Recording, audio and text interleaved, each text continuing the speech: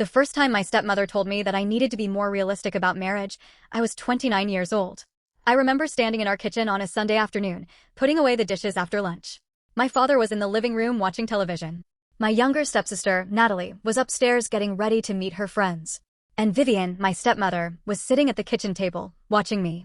"You're almost 30, she said. I didn't turn around. "I know. You don't seem worried."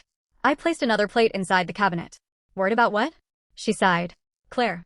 I finally looked at her. "What?" "Marriage." I already knew where the conversation was going. I turned back to the dishes. "Vivian, we've talked about this. And nothing has changed." I closed the cabinet. "I have a job. I take care of myself. I'm doing fine." She looked at me for a moment. "You know that's not what I'm talking about." I knew. She was talking about my weight. I had been a plus-size woman for most of my adult life. I wasn't ashamed of my body, but I had spent years listening to people make me feel as though I should be. Especially Vivian. She never openly called me ugly. Instead, she preferred little comments that sounded harmless. "You have such a pretty face. You'd look even better if you lost some weight. You should try wearing darker colors. You know men can be very particular." And whenever I told her I wasn't worried about marriage, she'd say the same thing. "You need to be realistic." I looked at her. "What exactly do you think I'm expecting?" "A good husband." I laughed softly. "Is that too much?" She didn't answer immediately. Then she said, "Not for everyone." That sentence stayed with me. Not for everyone.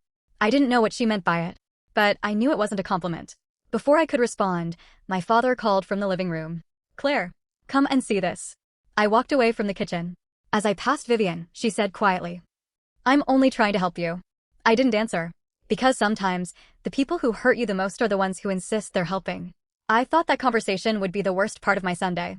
I was wrong. The following week, a plumber came to our house. And somehow, that ordinary visit would change my life. But not in the way anyone expected. The following Saturday morning, I was sitting at the dining table with my laptop when I heard my father arguing with the kitchen faucet. "Come on," he muttered. "Not again." I looked toward the kitchen. "What happened?" "The pipe is leaking." I closed my laptop. "Did you call someone?" "I called a plumber. He's on his way." I smiled. "Good. Because you've been saying you'll fix that thing yourself for 3 weeks." My father laughed. "I was going to. You always say that." Before he could answer, the doorbell rang. My father stood up. That must be him. A few seconds later, I heard the front door open. "Good morning." The voice belonged to a man I had never heard before. My father led him toward the kitchen. I glanced up. He looked to be in his mid-30s. He was tall, with short dark hair and a calm expression. He wore a clean navy work shirt with the name Daniel Carter Plumbing printed across the chest. He carried a large toolbox in one hand. "Morning," my father said. "Morning. I'm Daniel." They shook hands. "I've got a leaking pipe under the kitchen sink," Dad explained. Daniel nodded. "Let's have a look." I went back to my laptop. I wasn't interested in the plumber. I had work to finish. But a few minutes later, I heard Daniel say, "It's not as bad as it looks." My father laughed. "That sounds like something a plumber would say." Daniel smiled. "I promise I'm not just saying that because you're paying me." I laughed quietly from the dining table. Daniel looked in my direction. Our eyes met for a second. He smiled politely. I smiled back. Then I returned to my work. About 20 minutes later, my father called me. "Claire, come and see this." I walked into the kitchen. Daniel was crouched underneath the sink. He stood up and wiped his hands. "It's fixed." I looked underneath the sink. "You actually fixed it?" Daniel smiled. "That's usually what happens when you call a plumber." I laughed. My father shook his head. "I should have called you 2 weeks ago." "You definitely should have." Daniel packed away his tools. Then he looked at me. "Do you work from home?" "Sometimes." "What do you do?" "Marketing." He nodded. "That's interesting." "Is it?" "More interesting than plumbing." I smiled. "I don't know about that." He laughed. "You'd be surprised how many people call me because they tried to fix something they saw on the internet." My father laughed loudly. "That sounds like my daughter." I looked at him. "Excuse me?" Daniel smiled. "I'm not saying anything." I shook my head. He finished packing his tools. My father paid him. As Daniel walked toward the door, he turned back. "Have a good day." "You too," I said. The door closed behind him. I didn't think about him again. At least, not until 3 weeks later. That afternoon, I came home from work and noticed my stepmother was unusually busy in the living room. There were plates on the dining table. Fresh flowers. My father was wearing a button-down shirt instead of his usual old t-shirt. Even Natalie was home. I stopped in the doorway. "What is going on?" Vivian turned around quickly. "Claire, you're home." "Yes." I looked around. "Are we having guests?" My father smiled. "Yes." "Who?" Before he could answer, the doorbell rang. Vivian immediately straightened her dress. Natalie checked her hair in the mirror. I frowned. Who is coming? Nobody answered. My father walked toward the door. He opened it. And then I saw him. Daniel. But this time, he wasn't wearing his work clothes. He was standing there in a neatly pressed shirt, holding a small gift bag. Beside him stood an older woman I had never seen before. Daniel looked at me, and for the first time I noticed that he seemed nervous. Very nervous. The older woman smiled. Is this Claire? I looked at my father. He nodded. Yes. The woman smiled warmly. My name is Margaret. I'm Daniel's mother. My heart started beating faster. I looked at Daniel, then at Vivian, and the expression on my stepmother's face told me something was about to happen. Something I wasn't prepared for. Vivian stepped forward. Please, come inside. Daniel and his mother entered the house. And as I watched everyone take their seats in our living room, I finally understood why my father had told me to come home early. This wasn't a plumbing visit. Daniel had come to our family home for a completely different reason. I sat quietly on the sofa while my father and Vivian welcomed Daniel and his mother into our home. I couldn't stop wondering why they were there. Daniel looked different from the man I had met 3 weeks earlier. He seemed nervous. His mother, on the other hand, looked completely comfortable. She smiled at me warmly. Claire, please come and sit beside us. I moved closer. Daniel looked at me and gave me a small smile. I smiled back. My father cleared his throat. Claire, Daniel and his mother came because they wanted to speak with the family. I looked at Daniel. About what? Nobody answered immediately. Then Margaret, Daniel's mother, placed her handbag beside her. We came because my son has been speaking very highly of you. My heart skipped. I looked at Daniel. He lowered his eyes. I didn't know what to say. Margaret continued. Daniel told me that he would like to get to know you properly, with the intention of marriage. The room became completely silent. I stared at her. Marriage? Daniel looked at me. I hope this isn't too sudden. I couldn't speak. My father smiled. Vivian smiled too. But her smile looked strange. It wasn't the happy smile I expected from someone whose stepdaughter had just received a marriage proposal. It looked more like she was trying to understand something. Natalie was sitting beside her, watching me carefully. Margaret continued. We aren't here to pressure Claire. We simply wanted to make our intentions known respectfully. I finally found my voice. Daniel, why me? He looked surprised by the question. Why not you? I laughed nervously. That's not what I mean. He smiled. I know. He took a breath. When I first came here to fix the kitchen pipe, I noticed you. I looked at him. I remember. You were working at the table. Yes. You were talking to your father. I laughed. I talked to my father a lot. You were telling him he didn't need to spend money replacing the entire kitchen just because of one leaking pipe. My father laughed. She was right. Daniel smiled. I remember thinking you were thoughtful. I looked down. That wasn't what I had expected him to say. Margaret smiled. My son doesn't make decisions quickly. When he told me about Claire, I knew he was serious. I looked at Daniel again. He seemed sincere. Then Vivian spoke. Well, this is certainly unexpected. Margaret turned toward her. Unexpected? Vivian smiled. I only mean that Claire didn't tell us Daniel had expressed interest. Daniel looked uncomfortable. I hadn't spoken to her about it. Vivian nodded. I see. Then she looked at me. Well, Claire, what do you think? Everyone turned toward me. I swallowed. I don't know. Vivian's eyebrows lifted. You don't know? No. She smiled. You've always said you wanted to get married. I said I wanted to meet the right person. And now someone has come. I looked at Daniel. He has. Vivian's smile became wider. Well, then, perhaps this is a blessing. Something about the way she said it bothered me. But I couldn't explain why. The conversation continued for another hour. Our families talked about where Daniel grew up, his business, his parents, and his plans for the future. I learned that Daniel had worked as a plumber since he was 22. He had spent years working for another company before opening his own small business. He wasn't wealthy. He wasn't pretending to be. But he was responsible. He had goals. He wanted to buy his own home. He wanted children someday. And he spoke about marriage as though it was a partnership, not something a woman was simply supposed to enter because she had reached a certain age. When Daniel and his mother finally left, my father walked them to the door. I remained in the living room. Natalie came over to me. You like him? I looked at her. I barely know him. She smiled. You were smiling the whole time. I was being polite. She laughed. Sure. Then she went upstairs. Vivian remained behind. She sat down beside me. For a moment, she said nothing. Then she sighed. You should think carefully. I looked at her. About what? About Daniel. Why? She hesitated. He seems like a good man. Then what's the problem? There isn't a problem. I stared at her. Vivian. She looked away. I just don't want you to get carried away because someone has finally shown interest. My stomach tightened. What is that supposed to mean? She immediately shook her head. You're taking it the wrong way. No. I'm asking you what you mean. She sighed. Claire, you know the world isn't easy for women. I stared at her. Especially women like you. There it was. Again. Women like you. I stood up. I'm going to bed. Claire. I don't want to hear it. I walked upstairs. I closed my bedroom door. Then I sat on my bed and stared at the floor. Daniel had come to our home because he wanted to marry me. But somehow, instead of feeling completely happy, I felt embarrassed. Because deep down, I already knew what Vivian was thinking. She probably believed Daniel was the kind of man I should be grateful for. A hardworking plumber. A man who wasn't wealthy. A man who wasn't the type of man she imagined Natalie would marry. And for the first time, I wondered something that frightened me. Had Daniel really chosen me because he wanted me? Or had my stepmother somehow convinced him that I was the kind of woman who should simply be grateful to be chosen? I didn't know. But I was determined to find out. The next morning, I woke up thinking about Daniel.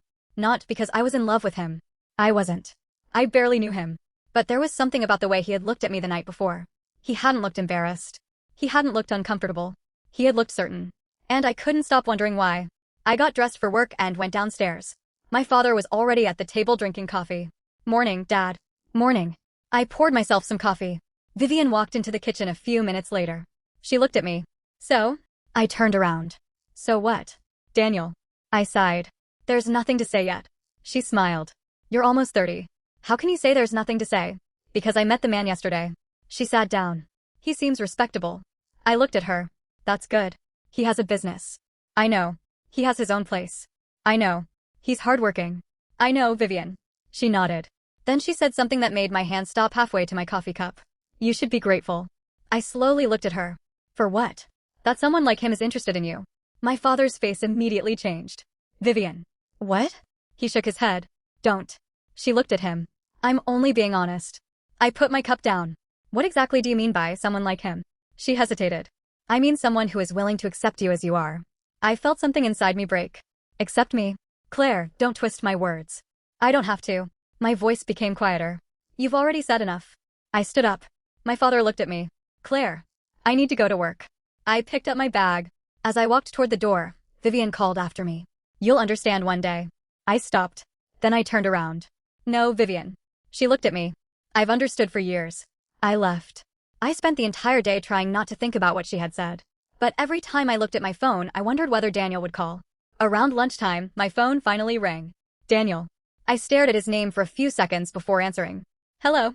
Hi. His voice sounded nervous. Hi. Did I catch you at a bad time? No. I'm at work, but I can talk. There was a short silence. I wanted to apologize. For what? For yesterday. I frowned. Why are you apologizing? I don't know if coming to your house like that was too much. I smiled. You came with your mother. I know. And you were respectful. I just didn't want you to feel pressured. I didn't. He became quiet. Then he asked, did your family say anything after we left? I didn't answer immediately. Why? Because my mother said she thought everything went well. It did. Then why do you sound worried? I sighed. Because my stepmother said something. What? I looked around my office. She said I should be grateful that you're interested in me. Daniel didn't say anything. For several seconds, there was complete silence. Then he asked quietly, did she say why? I laughed bitterly. She thinks I should be grateful because I'm a bigger woman. Daniel sighed. Claire. I know it's stupid. No. His voice became firm. It's not stupid. I didn't know what to say. Then he continued. I didn't come to your house because I felt sorry for you. I know. I didn't ask about you because I thought you were my only option. I know. I came because I wanted to. My eyes filled with tears. Why? He was quiet for a moment. Because I like you. I smiled despite myself. You barely know me. Then let me get to know you. I wiped my eyes. Okay. He laughed softly. Good. Then he said, can I take you to dinner Friday? I smiled. Yes. Friday evening came quickly. Daniel picked me up at 7. He wasn't driving an expensive car. He had an older silver SUV that was clean but clearly well used. He got out and opened the passenger door. You look beautiful. I smiled. Thank you. We drove to a small restaurant across town. It wasn't fancy. It was warm, quiet, and comfortable. During dinner, we talked about everything except marriage. He told me about his business. I told him about work. He told me about his childhood. I told him about my mother. At some point, the conversation became more serious. Daniel looked at me. Can I ask you something? Sure. Do you actually want to get married? I thought about it. Yes. Why? I smiled. Because I want a family. He nodded. Anything else? I want someone I can trust. He looked at me. And? I want someone who respects me. He smiled. Anything else? I laughed. I want someone who doesn't make me feel like I'm lucky to have them. Daniel nodded slowly. I want the same thing. I looked at him. What about you? He leaned back. I want a peaceful home. That's it. And someone I can laugh with. I smiled. That's not a bad list. No. He smiled. It's actually harder to find than it sounds. For the first time that evening, I stopped thinking about my stepmother. I stopped thinking about my weight. I stopped wondering whether Daniel was too good for me or whether I was good enough for him. I simply enjoyed being there. And when he dropped me home that night, I realized something. I was beginning to like him. Not because he had come to marry me. Not because my family approved. But because when I was around Daniel, I didn't feel like I had to prove that I deserved to be there. I could simply be myself. But when I walked through the front door, I had no idea that Vivian was waiting for me. And she had something to say that would make me question the entire relationship. When I walked through the front door that night, I expected the house to be quiet. Instead, I heard voices coming from the kitchen. My father. Vivian. I stopped before entering. I wasn't trying to listen. But then I heard my name. Claire is getting too comfortable with this, Vivian said. I froze. My father answered quietly. She's an adult, Vivian. Let her make her own decision. You don't understand. I understand perfectly. No, you don't. I moved closer to the doorway. Vivian lowered her voice. If she marries Daniel, Natalie is going to be overshadowed again. My heart sank. My father didn't respond immediately. Then he said, Natalie has nothing to do with Claire's marriage. Of course she does. How? Because people are going to compare them. I stood completely still. Vivian continued. You know how people are. They'll look at Natalie and Claire and ask why one daughter has everything going for her while the other one is already married. My father sounded frustrated. Claire isn't competing with Natalie. Maybe she doesn't think she is. Then what are you suggesting? Vivian sighed. I think Claire should slow down. I frowned. Why? Because Daniel isn't the right match. My father's voice became sharper. You were saying he was respectable yesterday. I said he was respectable. That's different from saying he's right for her. I felt my heart beating faster. Then Vivian said something that made me feel sick. Honestly, I think he's the kind of man Claire should be grateful for. My father became silent. I couldn't listen anymore. I walked into the kitchen. Both of them turned around. Vivian's face changed immediately. Claire. I looked at her. How long have you been deciding what kind of man I deserve? She stood up. You misunderstood. No. I shook my head. I heard you. My father stood. Claire, sit down. No, Dad. I looked at Vivian. You don't think Daniel is right for me? She sighed. I just think you should be careful. Why? She didn't answer. Why, Vivian? She folded her arms. Because marriage is not just about whether a man likes you. I know. Then you should think about what kind of future he can give you. I stared at her. He works hard. He's a plumber. I almost laughed. So that's the problem. That's not what I said. You don't have to. She became defensive. I want more for you. No. My voice cracked. You want more for yourself. She stared at me. I continued. You want me married because then you won't have to look at me and feel disappointed. Claire. My father stepped between us. Enough. But I couldn't stop. For years, you've made me feel like I should be grateful for any man who looks at me. Tears filled my eyes. And now that someone actually likes me, you're trying to convince me he's not good enough. Vivian looked away. I never said you weren't good enough. You didn't have to. I turned toward my father. I'm going upstairs. He nodded. I walked away. I barely slept that night. I kept thinking about Daniel. Then I thought about Vivian. Was she right? Was I rushing into something because I was afraid I wouldn't get another opportunity? I hated that question. Because a small part of me had wondered the same thing before. The next morning, Daniel called. Good morning. Morning. You sound tired. I didn't sleep much. Are you okay? I hesitated. Daniel? Yeah. Why did you come to my house that day? He laughed softly. I told you. I know. But I want the real answer. There was silence. Then he said, Can I show you instead of telling you? What do you mean? Meet me this afternoon. Where? I'll send you the address. That afternoon, Daniel took me somewhere I wasn't expecting. It wasn't a restaurant. It wasn't his apartment. It was a small community center on the other side of town. I looked at him. What are we doing here? You'll see. We walked inside. There were several families in a large room. Children were playing. Older people were sitting at tables. A woman approached Daniel. You're late. He laughed. I had to work. She shook her head. Always working. Then she hugged him. I looked at Daniel. What is this? He smiled. I help here on Saturdays. The woman looked at me. Is this Claire? Daniel nodded. She is. The woman smiled. We've heard a lot about you. I looked at him. You've told people about me? He laughed. Apparently. Over the next hour, I watched Daniel move around the room. He helped an elderly man carry a box. He fixed a broken cabinet. He helped a little boy with his bicycle. Nobody treated him like he was important. And yet everyone knew him. He wasn't doing any of it to impress me. He had been doing it long before he met me. On our way outside, I looked at him. Why did you bring me here? He stopped. Because you asked me why I chose you. I waited. He looked at me. I didn't choose you because I thought you had no other options. He smiled. I chose you because I saw the kind of person you were before you ever knew I was watching. My eyes filled with tears. He continued. I saw you worrying about your father's money. I saw you defending your sister. And I saw you treating people kindly when you had no reason to impress them. He took my hand. That's the woman I wanted to know. I looked down at our hands. For the first time, I understood. Daniel hadn't chosen me because he thought I was the only woman who would accept him. He had chosen me because he had already seen something in me that I had spent years allowing other people to overlook. But there was still one thing I hadn't told him. I was beginning to fall in love with him.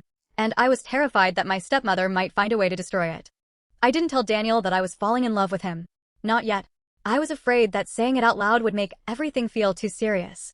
So instead, I let myself enjoy the little things. His phone calls during his lunch break. The way he always remembered how I liked my coffee. The way he would complain about customers who tried to fix plumbing problems themselves. And the way he never made me feel like my body was something I needed to explain. A few weeks passed. Then one evening, Daniel picked me up after work. He looked unusually serious. What happened? I asked as I got into the car. Nothing. You're quiet. He smiled. Am I not allowed to be quiet? Not when you usually talk too much. He laughed. Fair enough. We drove for a few minutes before he pulled into a quiet restaurant. During dinner, he barely touched his food. I noticed. Daniel. What's going on? He put his fork down. I want to ask you something. I waited. Do you trust me? The question caught me off guard. Yes. Completely? I thought about it. Yes. He nodded. Then I need you to trust me with something. I leaned forward. What? He reached into his pocket and placed a small envelope on the table. I stared at it. What is that? Something I've been planning. My heart started beating faster. I opened the envelope. Inside was a photograph.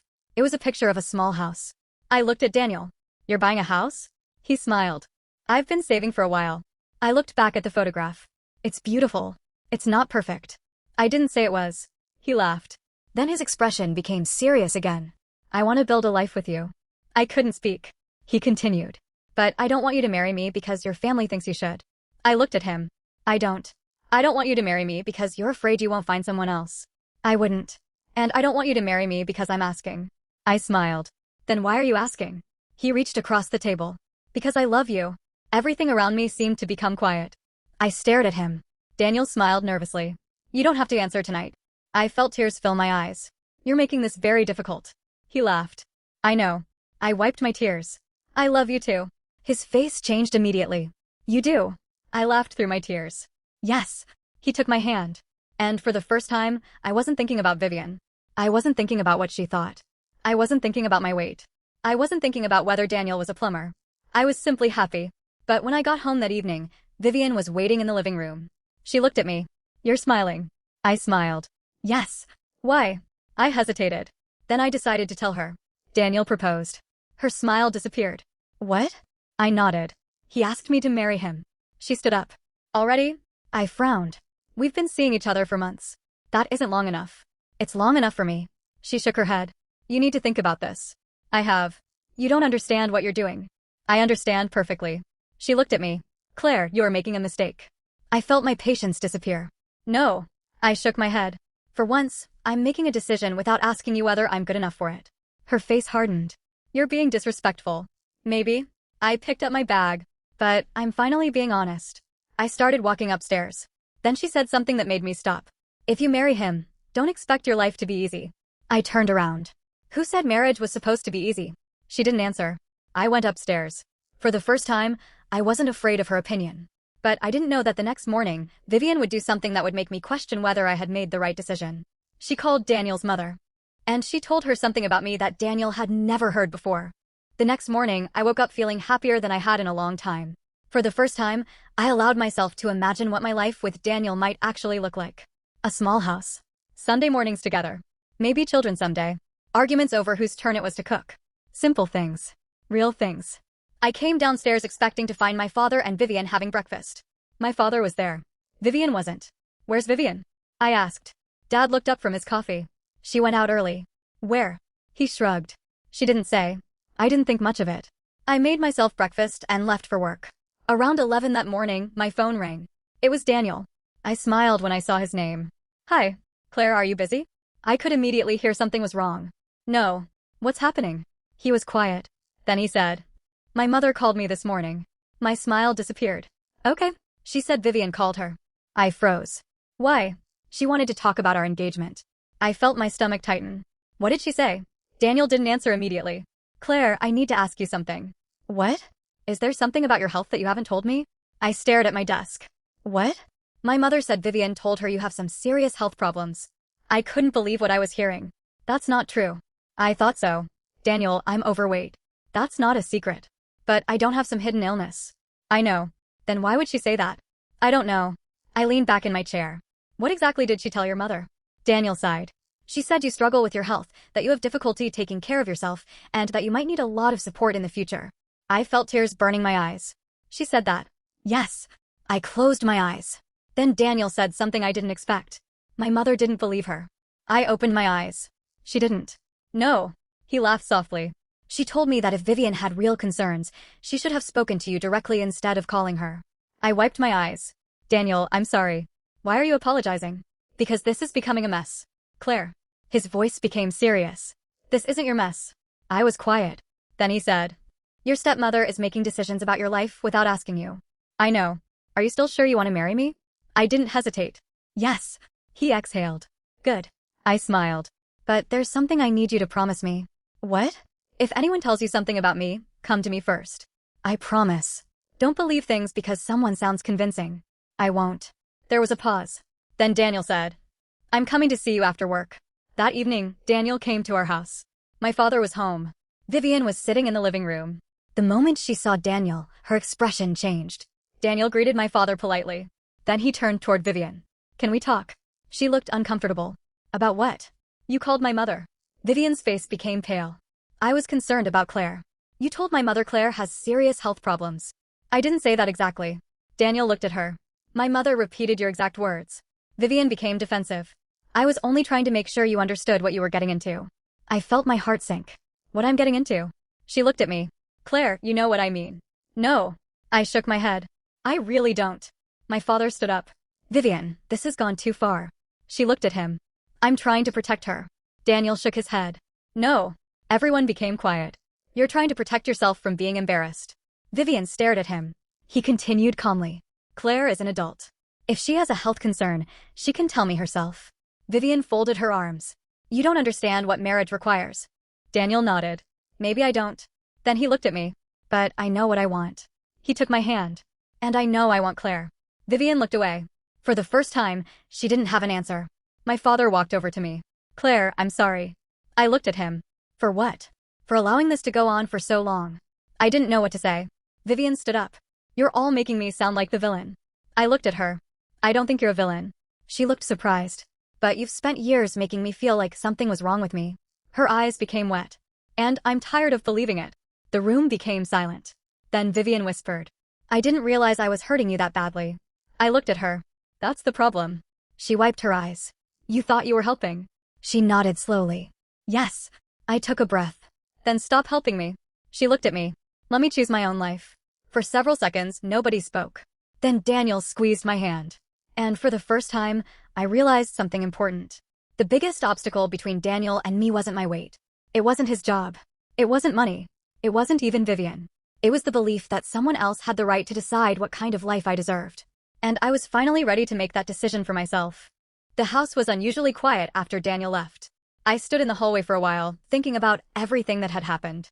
My stepmother had spent years making me question myself. Was I asking for too much? Was I expecting a man who didn't exist? Was I supposed to feel lucky if someone simply agreed to marry me? And now, for the first time, I understood something. I had been listening to her voice for so long that sometimes I couldn't tell where her opinion ended and my own began. I went upstairs and sat on my bed. A few minutes later, my father knocked on the door. Can I come in? I nodded. He sat beside me. I should have protected you better. I looked at him. Dad. No. Let me say it.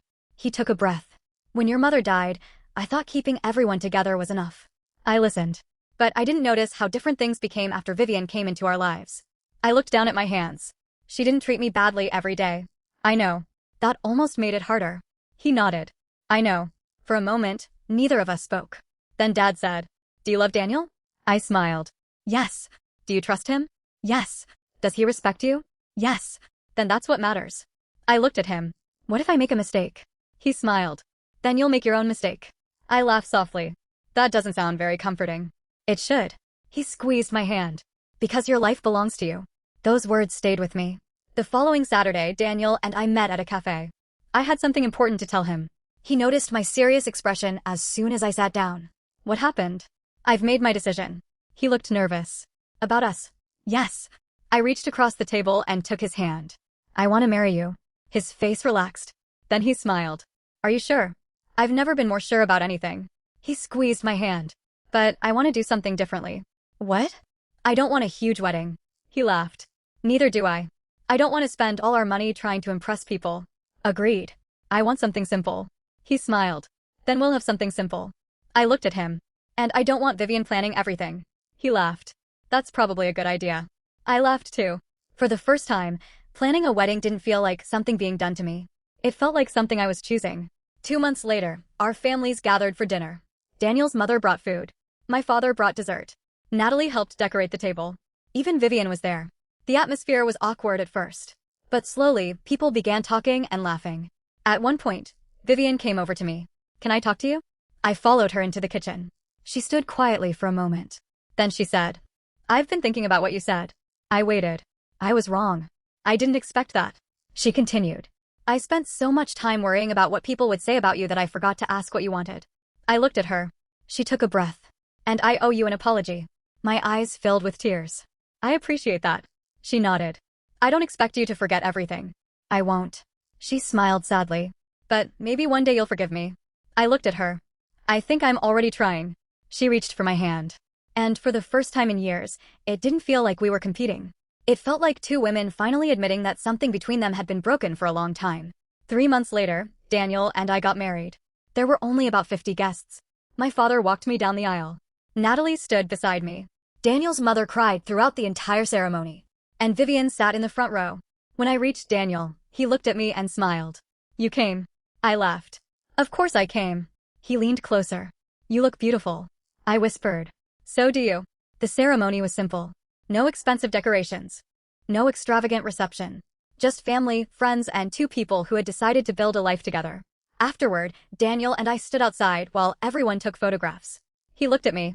Are you happy? I smiled. Yes. Really? I nodded. Really? He kissed my forehead. And in that moment, I realized something. For years, I had thought my biggest problem was my weight. It wasn't. My biggest problem was believing that my weight determined my worth. Daniel hadn't rescued me from that belief. I had to rescue myself.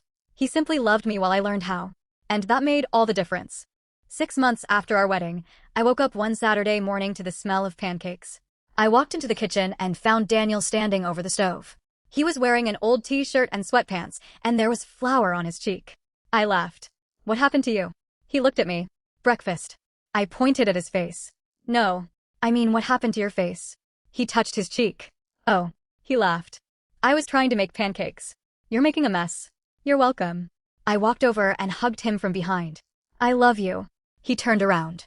I love you too. For a moment, everything felt perfect.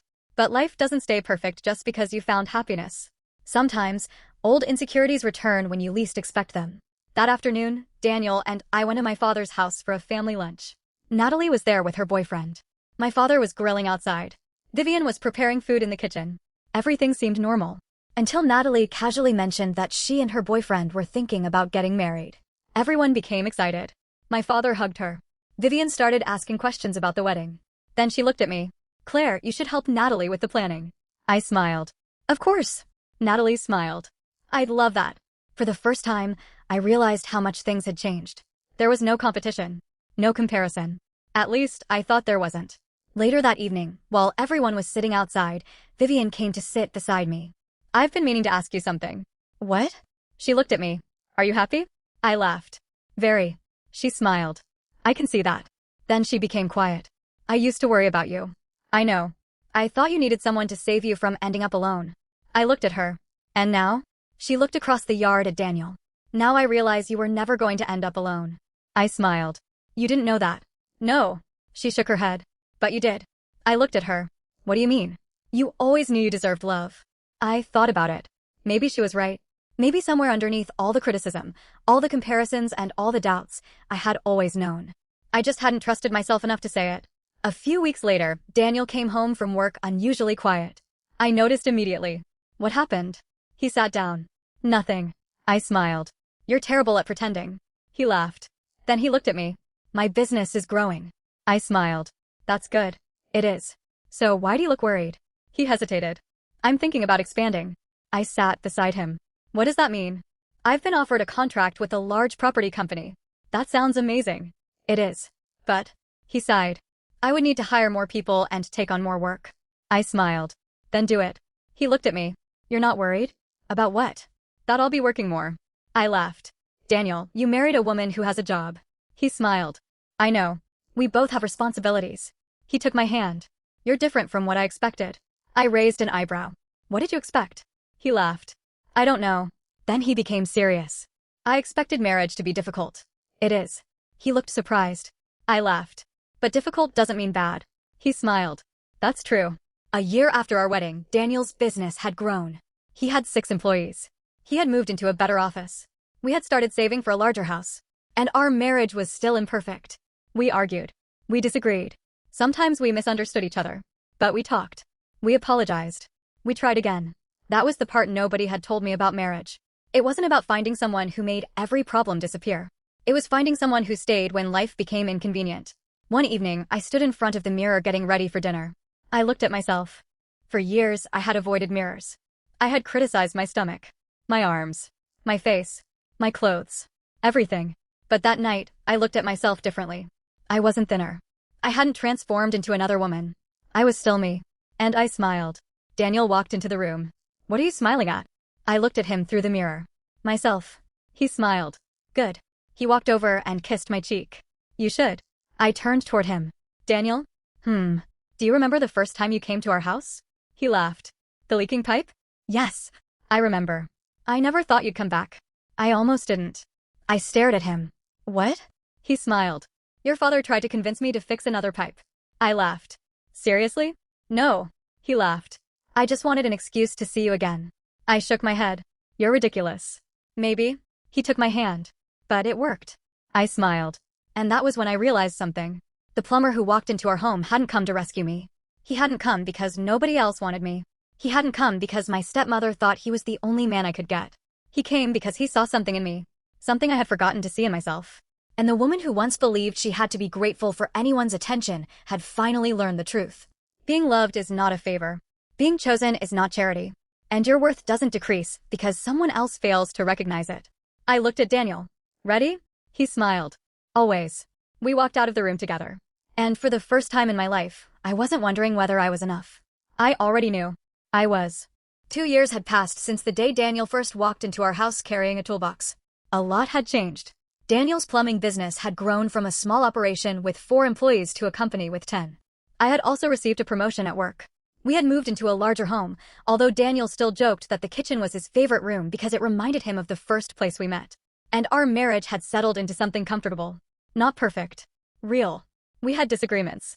We had stressful days. There were times when money was tight, and there were times when Daniel worked so late that I ate dinner alone. But we had learned how to talk. We had learned how to apologize. Most importantly, we had learned how to choose each other even on the days when choosing each other wasn't easy. Then, one Saturday morning, my father called. Claire, can you come over this afternoon? Sure. Is everything okay? Everything's fine.